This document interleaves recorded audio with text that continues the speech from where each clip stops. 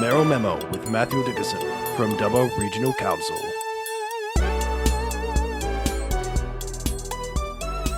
Dubbo Mayor Matthew Dickerson, good morning, sir. Good morning. How you going, Kerry? Big Easter weekend around here. That was a very big Easter weekend across the region, actually right across the region, really, wasn't it? It was, absolutely. And one of the things I get excited about is so many people want to come to Dubbo, so many people want to come to the region over Easter, but there were so many things on. You could have been at Burrendong Dang for the Easter Fishing Classic.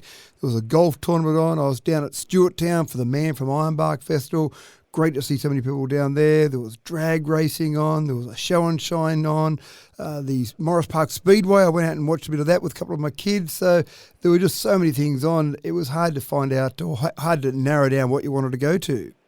I tell you what, one of the things that's just come up, and in association with the joint organisation and all other people, of course, associated with that, is the fact of the parking problem that's now starting to arise because of, the increased population in rural areas, which, of course, as a result of the pandemic, went up a fairly large increase. Parking is becoming a real problem, isn't it? It is becoming a problem. One of the things that we've looked at are different ways we might monitor the parking. We aren't at the point yet. Some people do mention it from time to time, but we certainly aren't at the point yet of having parking meters down our main street.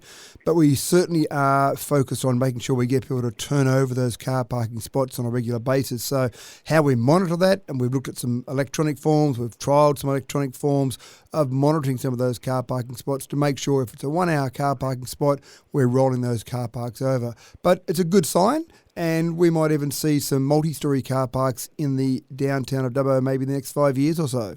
Yeah, the other problem right across the region too, homelessness. Now, this is becoming an increasing problem, isn't it? It is, actually, and one of the really tricky parts for us as a council is we're not responsible and certainly don't have the budget or the manpower to provide social housing. Obviously, the state government, that's their responsibility, but it's still our community. We care about our community and we want to see how we can work together to solve some of these problems. So we've actually been putting some meetings together with some of the various agencies, the police, the state departments or state government departments that are responsible for this and council to see how we can work together and see how we can solve some of these problems.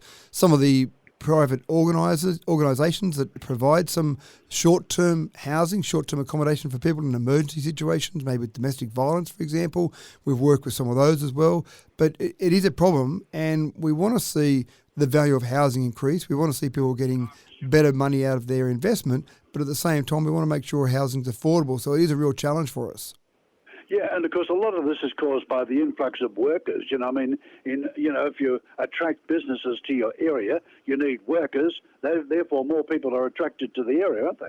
Well, that's exactly right. We've got lots of employers screaming out for more people, so we want people to come to Dubbo. We want people to be living here.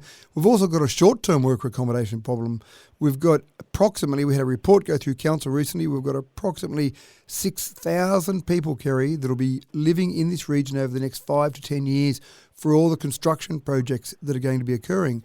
They need somewhere to live, and obviously some of those companies employing these people will be able to afford higher amounts to pay for rent, for a short-term rental, than people who are just living here normally. So that's a bit of a challenge for us as well, and we're working with the developers to see how we can put some short-term processes in place to provide some accommodation for these 6,000 people that will be here in the short term. Yeah. Thank you for your time this morning, sir. Really appreciate it, and we'll catch up again. Thanks, Kerry. Appreciate your time.